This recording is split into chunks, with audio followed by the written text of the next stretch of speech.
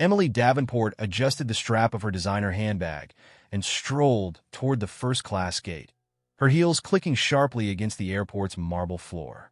She gave a cursory smile to the airline staff, expecting the deference she was used to.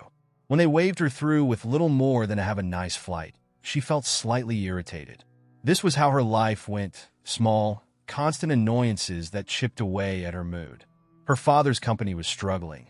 Her friends had become unreliable, and now she was being forced to fly cross-country for some charity event that she didn't even care about. But at least she could enjoy a glass of champagne and some peace in first class. Small luxuries, as always, would make everything bearable. When she reached her row, however, her day took a sharp turn for the worse. Seated in the plush leather seat beside hers was a man, tall, with smooth brown skin, dressed in a fitted black jacket over a casual shirt. He had a certain calm about him, as if nothing in the world could faze him. Emily stopped dead in her tracks, eyes narrowing. She turned on her heel and called for a flight attendant. "Excuse me," Emily said, keeping her voice just low enough to sound polite, but sharp enough to make her point clear. "I'd like to change my seat. There's been a mistake." The flight attendant, a young woman with a professional smile plastered across her face, tilted her head. "Is there an issue with the seat, ma'am?" Emily gave a thin smile, suppressing her frustration. "Yes, I didn't pay for this seat, too." She glanced toward the man, who remained calmly reading his book. "To sit here." The flight attendant's expression tightened. "Unfortunately, ma'am, the flight is fully booked. There are no other first-class seats available." Emily's lips curled into a scowl. She lowered her voice, though she made no effort to conceal her irritation. "I don't care if it's fully booked. Find someone else to move. I shouldn't have to tolerate this." The man, Marcus, didn't look up. He turned a page in his book slowly, as if her outburst were a distant hum in the background. That only irritated her more. The attendant shifted uncomfortably. "I'm sorry, ma'am, but we really can't make any changes right now. If there's anything else I can help you with." "No," Emily snapped. "I want a different seat. Now." Finally, Marcus looked up. His brown eyes met Emily's with the kind of quiet confidence that made her falter for half a second. He studied her, not with anger or annoyance, but with a steady, unreadable calm that unsettled her more than anything else. "Don't trouble yourself," he said to the flight attendant, his voice smooth and polite. "The lady is perfectly welcome to sit somewhere else, if it helps." Emily's cheeks burned. There was something humiliating about the way he said it, like she was a spoiled child making a scene in public, and worse, like he was indulging her tantrum with grace. The flight attendant gave Marcus an apologetic smile before returning her gaze to Emily. "Ma'am, unless you prefer to wait for a later flight, I'll need you to take your seat." Emily clenched her jaw, glancing around the cabin. The other passengers were starting to take notice, some stealing quick, judgmental looks, others pretending not to listen. With a huff, she forced herself to sit beside Marcus, every inch of her radiating discomfort. As soon as she was seated, she leaned away from him, pressing herself toward the window as if being closer to Marcus might somehow contaminate her. "You must think this is funny," she muttered, not looking at him. "I don't," Marcus replied simply, without a trace of humor or malice. Emily crossed her arms. "Well, I hope you don't get too comfortable. If there's an opening mid-flight, I'm moving." Marcus gave her a polite, almost bored smile. "Whatever makes you happy." His indifference only fueled her anger. She reached for the in-flight magazine, flipping through the pages aggressively, as if the glossy photos of luxury resorts and business-class perks could somehow ease the knot of frustration tightening in her chest. Minutes passed, the tension between them thick and suffocating, until the flight attendants began their safety demonstration. Emily barely paid attention, too busy stewing in her own indignation. But Marcus listened quietly, occasionally nodding as if he were mentally going through a checklist. Once the plane started taxiing down the runway, Emily decided she couldn't bear the silence any longer. "You know," she said, her voice low and sharp, "just because you can afford first class doesn't mean you belong here." Marcus turned to her slowly, as if weighing whether or not to respond. "And what makes you think that?" he asked, his tone still maddeningly calm. Emily blinked, caught off guard by the simplicity of his question. Because... She floundered, grasping for words. Because people like you don't. I mean, this isn't... Isn't what? Marcus prompted, still watching her with that same unflappable gaze. Emily flushed with embarrassment, realizing how ridiculous she sounded. But instead of backing down, she lifted her chin, trying to reclaim some shred of control. Never mind. Marcus turned back to his book, his interest in her evidently over. That's what I thought. The flight progressed in excruciating silence. Every time Marcus moved, a shift in his seat, a turn of the page, Emily found herself hyper-aware of his presence. It infuriated her that he remained so unbothered, while she sat there, stewing in discomfort and resentment. At one point, the flight attendant returned with a tray of drinks. Marcus took a glass of sparkling water with a polite thank you. Emily accepted a champagne flute without meeting the attendant's eye. You might want to ease up on that, Marcus said lightly, gesturing toward her glass. Long flight. Emily shot him a glare. I don't need advice from you. Marcus smiled, just a faint, knowing curve of his lips, and returned to his book without another word. As the flight settled into cruising altitude, Emily's frustration slowly gave way to exhaustion. She leaned her head against the window, glaring out at the endless expanse of clouds, wondering how she ended up trapped next to the most insufferable man on the planet. But no matter how hard she tried to ignore him, one thought kept gnawing at the back of her mind. Why wasn't he angry? Why didn't he react? Most people would have snapped back at her, but not Marcus. He just sat there like her words meant nothing. The realization was a strange kind of humiliation, deeper than anything she had expected. It wasn't just that he didn't care about her insults. He didn't even seem to notice them. And for the first time in a long while, Emily Davenport felt small. The hum of the engines filled the cabin, a steady drone that seemed to stretch the tension between them even further. Emily tapped her manicured nails against the armrest, each tap an irritated reminder that she was stuck. Every attempt to ignore Marcus felt like a losing battle. His calm presence beside her was infuriating. It was as if he had already won some invisible argument she hadn't even realized they were having. She peeked at him from the corner of her eye, half expecting to see a smug expression.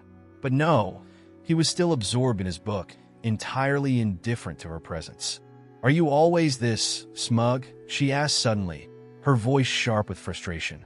Marcus turned a page slowly, not even glancing up. Smug?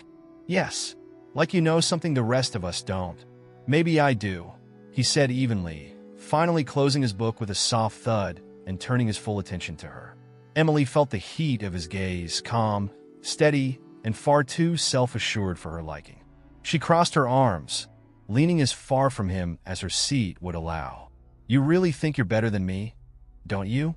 Marcus chuckled softly, a deep sound that only made her anger flare hotter. I never said that. You didn't have to, she snapped, her voice rising slightly. A few passengers turned their heads, and Emily immediately shrank back, lowering her voice again. You just sit there, acting like nothing bothers you. Like you're above it all. Maybe, Marcus replied, shrugging. Or maybe I just know when it's not worth my time. That hit her like a slap. She narrowed her eyes. So, I'm not worth your time? Is that it? Marcus gave a small, amused smile. I didn't say that either. Emily huffed, feeling like she was being toyed with, as if every word out of his mouth was a carefully laid trap. She had never met someone so infuriatingly calm. Most people would have snapped back by now. Most people would have cared. But Marcus seemed unshakable, and that only made her angrier. The flight attendant returned, offering warm towels and another round of drinks. Emily ordered another glass of champagne, her third since boarding. Marcus raised an eyebrow, but said nothing. You don't drink? I take it? Emily asked, more out of spite than curiosity. Not during flights, Marcus replied casually. I have a job to do. Emily rolled her eyes. What? Are you a traveling salesman or something? Marcus smiled, but didn't answer. That annoyed her even more. Why is it so hard for you to give a straight answer? She muttered, taking a long sip from her glass. I guess I just like keeping people guessing, Marcus said, his voice carrying the hint of a challenge. Emily scoffed, slumping back in her seat. You think you're so mysterious, don't you? Not really, Marcus replied, still maddeningly composed. I just don't see the point in explaining myself to someone who's already made up their mind about me. That shut her up for a moment. His words cut deeper than she wanted to admit, and for the first time, she found herself without a snarky response. She shifted in her seat, uncomfortable with a strange, new feeling creeping over her. A sense that maybe, just maybe, she was the one who had misjudged the situation. But no, she had every right to be irritated. This wasn't how her flight was supposed to go.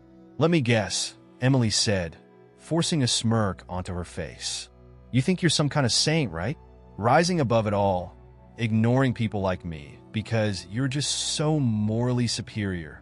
Marcus shook his head, his expression soft but unreadable.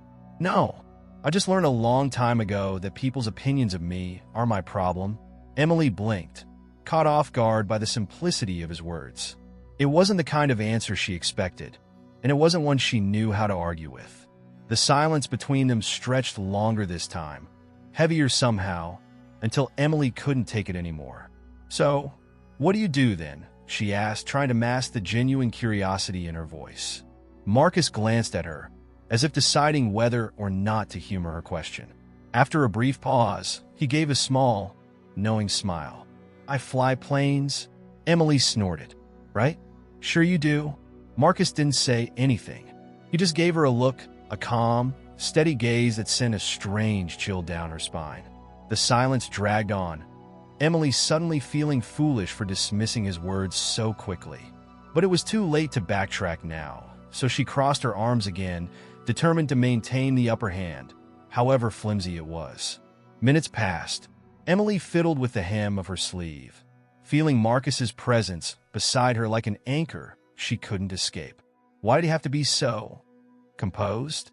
She hated how small and petty she felt in comparison. You know, Marcus said quietly, breaking the silence. You remind me of someone I used to know. Emily arched an eyebrow, skeptical. Oh yeah? Who? Marcus leaned back slightly, his eyes flickering with a memory she couldn't quite read. Someone who thought the world owed them everything just because of where they came from. Emily stiffened. And what happened to them? Marcus gave a small, sad smile. They never figured out how to be happy. Emily swallowed hard, the weight of his words settling uncomfortably in her chest. She opened her mouth to say something, anything, but the words wouldn't come. For the first time in a long time, she didn't know what to say. The rest of the flight continued in uneasy silence, broken only by the occasional announcement from the flight crew. Every now and then, Emily found herself glancing at Marcus out of the corner of her eye, unable to shake the strange feeling that he knew far more about her than she was comfortable with. And that, more than anything, made her feel exposed. The plane cruised at 35,000 feet, and the cabin lights dimmed as the passengers settled into the long flight. Emily's annoyance had given way to restless boredom, her frustration simmering quietly beneath the surface. Every time she glanced at Marcus, he seemed perfectly at ease, completely unbothered by her presence. She hated that. It was like fighting with a brick wall that refused to crack. She ordered another glass of champagne, ignoring the little voice in her head telling her she was overdoing it. When the flight attendant handed her the drink, she caught Marcus giving her a brief, unreadable glance. That glance alone made her feel childish. Something on your mind? She snapped, tilting the glass toward him. Marcus gave a mild shrug. Just wondering if you're always like this. Like what? Emily demanded, narrowing her eyes. Marcus leaned back in his seat, his calm demeanor infuriating as ever. Like someone who's mad at the world but can't say why. Emily let out a bitter laugh. Oh, so now you're a therapist? Not really, Marcus said lightly. But I've seen it before. Emily opened her mouth to fire back a retort, but something in his voice made her hesitate. There was no arrogance in his words, no condescension. He was just stating a fact. The silence between them stretched, thicker this time, and Emily found herself swirling the champagne in her glass, unable to meet his gaze. After a long pause, Marcus spoke again, this time with a quiet curiosity. "You don't remember me, do you?" Emily frowned, caught off guard by the question. "Should I?" Marcus gave a small, almost wistful smile. "I didn't think you would. It was a long time ago." Emily's irritation flared again, though this time it was tinged with unease. "What are you talking about?" "You wouldn't remember," Marcus said, his voice steady but distant, as if pulling memories from a place he hadn't visited in years. "I used to come to your house all the time when we were kids. My mom worked for your family. She was the housekeeper." Emily's heart skipped a beat. The words landed like stones in her chest. She blinked, trying to place him in the hazy catalog of her childhood memories, but nothing came. "No," she whispered, shaking her head. That's not possible." "It is," Marcus said simply. "My mom, Regina Bryant, she worked for your parents for almost 10 years. Emily stared at him, disbelief tightening in her throat. The name felt faintly familiar, like an old song she couldn't quite remember the lyrics to. "I was around a lot," Marcus continued, his voice soft but matter-of-fact. "You probably don't remember because we didn't exist in the same world, not really. You were always off doing whatever rich kids do." Emily felt the sting of his words, sharp and undeniable. It wasn't just the mention of her privilege that hurt. It was the cold reality behind it. She had no memory of him, not a single one. "Why didn't you say something earlier?" she asked, her voice weaker than she intended. Marcus gave her a gentle, knowing smile. "What would have been the point? You already had me figured out the moment you sat down." Emily opened her mouth, but no words came. "I get it," Marcus added, as if reading her thoughts. "It's easier to forget people like me."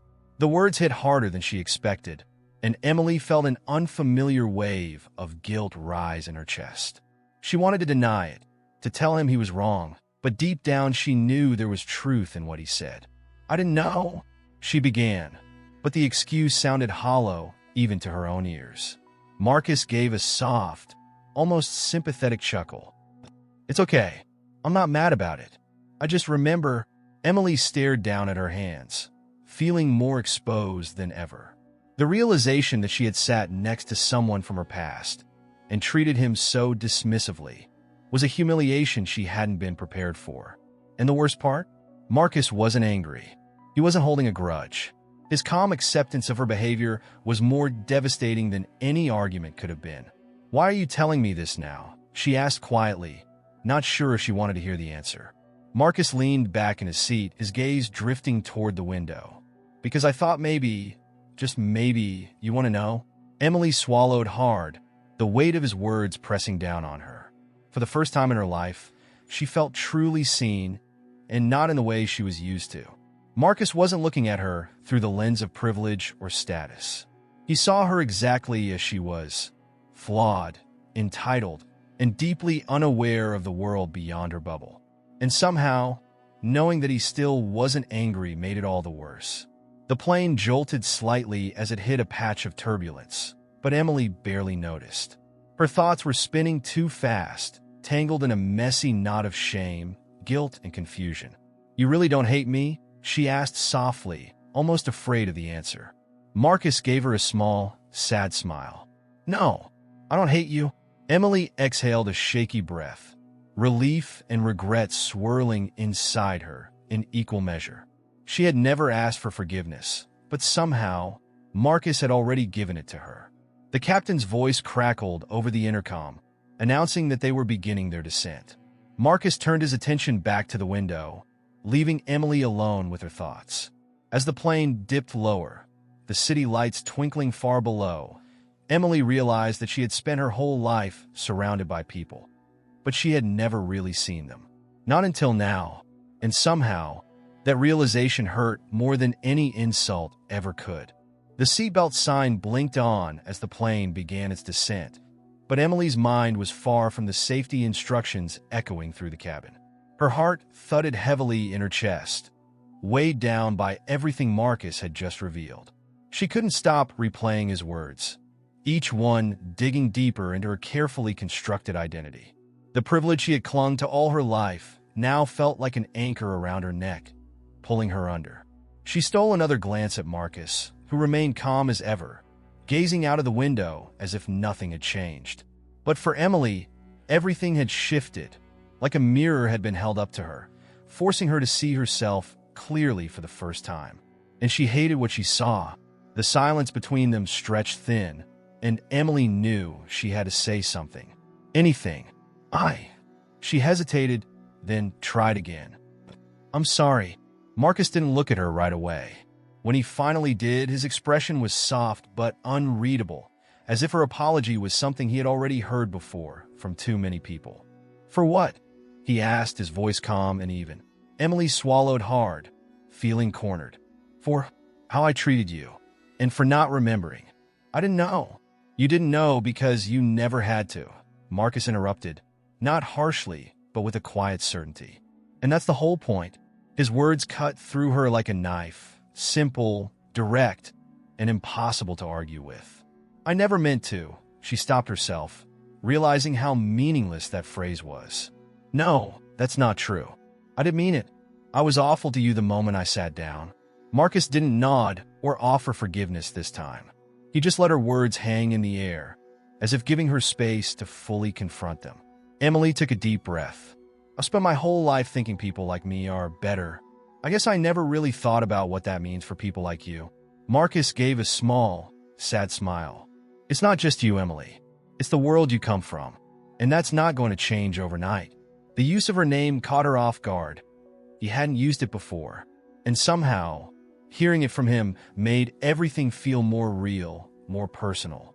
I wish I could say something to make it better, Emily whispered, her voice shaky with sincerity. But I know I can't. You don't need to, Marcus said simply. It's not about words. Emily nodded slowly, realizing that he wasn't asking for an apology or absolution. He was asking for something much harder. Change. The plane rocked gently as they descended through the clouds. And for the first time, Emily felt grounded in a way she never had before. Marcus glanced at her again, this time with a trace of something she couldn't quite place. Compassion, maybe, or understanding. You know, he said quietly, you weren't always like this. Emily blinked. What do you mean? When we were kids, Marcus continued, a faint smile playing on his lips. You used to sneak cookies from the kitchen and share them with me. You didn't care who I was or where I came from back then. The memory hit Emily like a sudden gust of wind. Faint but familiar. She could almost see it. A much younger version of herself, crouched behind the pantry door with a mischievous grin, handing Marcus a chocolate chip cookie. I thought. Emily's voice trailed off. I thought you hated me. Marcus shook his head. No, I didn't hate you. But I knew that as we got older, things would change. And they did. Emily felt her throat tighten, the weight of everything she had lost, without even realizing it, crashing down on her. I guess I just forgot how to see people, she whispered. Marcus smiled gently. It's not too late to remember. The announcement came over the intercom. Flight attendants, prepare for landing. Emily looked down at her hands, feeling like she was holding something fragile, something that could break if she wasn't careful. For the first time in a long time, she felt like she was standing at the edge of a decision that really mattered. The wheels of the plane touched the runway with a soft thud, and the sudden jolt brought Emily back to the present. She turned to Marcus, her heart pounding with a mix of fear and hope. When we land, she hesitated, unsure of how to say what she was feeling. Do you think we could? Marcus gave her a patient smile. Let's just get through the landing first.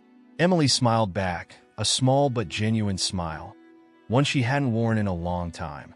The plane taxied toward the gate, and the passengers began gathering their belongings, the hum of conversations filling the cabin once more. Emily felt the weight of the past few hours settle over her, but it didn't feel crushing anymore. It felt different, lighter maybe. As the plane came to a stop, Marcus unbuckled his seatbelt and stood, reaching for his bag in the overhead compartment. Emily watched him, realizing how effortless everything seemed for him, how he carried himself with a quiet grace that she had never noticed before. Marcus glanced down at her one last time. Take care of yourself, Emily. She opened her mouth to respond, but the words caught in her throat. All she could do was nod. Marcus gave her a small, knowing smile, and then he was gone, moving down the aisle with the same calm confidence he had carried throughout the entire flight. Emily sat there for a moment, staring at the empty seat beside her. She knew that when she walked off this plane, her life would look exactly the same from the outside. But something inside her had shifted, and she wasn't sure she would ever see the world the same way again. With a deep breath, Emily stood and grabbed her handbag, joining the line of passengers shuffling toward the exit. As she reached the front of the plane, she caught a glimpse of Marcus in the cockpit, talking to the co-pilot with an easy smile. Their eyes met briefly, and Marcus gave her a small nod, a quiet acknowledgement, like the closing of a chapter. Emily nodded back, a lump forming in her throat. It wasn't much, but it was a start. The crisp air outside the airport terminal was a sharp contrast to the cabin's stale atmosphere. Emily tugged her coat tighter around her body, her mind still spinning with everything that had happened during the flight. She stood for a moment near the curb, the sounds of car engines and honking horns fading into the background.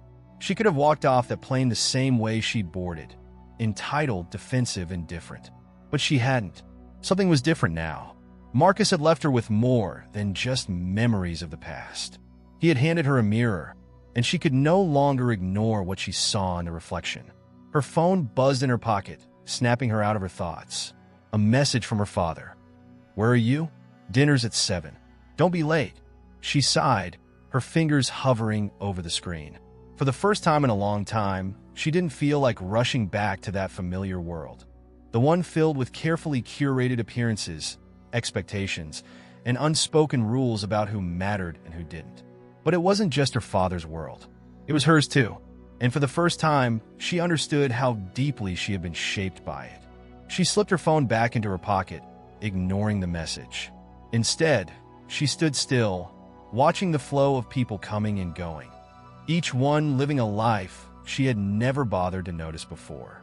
Then, she saw him, Marcus, standing across the drop-off zone, adjusting the strap of his carry-on bag. He was speaking to a young woman who had just embraced him warmly, her smile wide and genuine. They exchanged a few words, their interaction easy and natural, like two old friends catching up after time apart. Emily hesitated for a moment, feeling a strange tug inside her. She knew she had no reason to speak to him again, no reason beyond the knot of emotions tangled inside her. Before she could second-guess herself, she crossed the street toward him. "Marcus," she called, her voice cutting through the noise. He turned, and for a brief second, surprise flickered across his face. But it quickly melted into the same calm expression she had grown familiar with. "Emily," he said, nodding, "didn't expect to see you again so soon." She smiled, awkward and unsure. "I just wanted to say goodbye properly." Marcus's gaze softened. "You already did." "I know," she admitted, shifting her weight nervously. "But I also wanted to say thank you."